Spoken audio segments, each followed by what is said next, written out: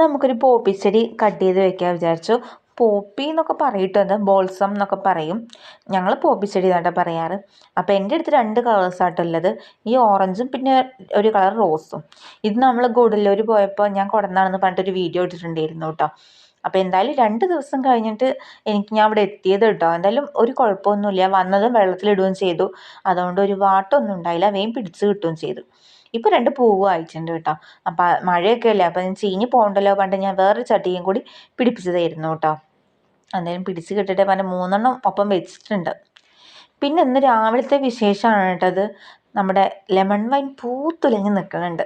ഇന്ന് രാവിലത്തെ കൺകുളിർക്കണ കാഴ്ചയായിരുന്നു കേട്ടോ അത്.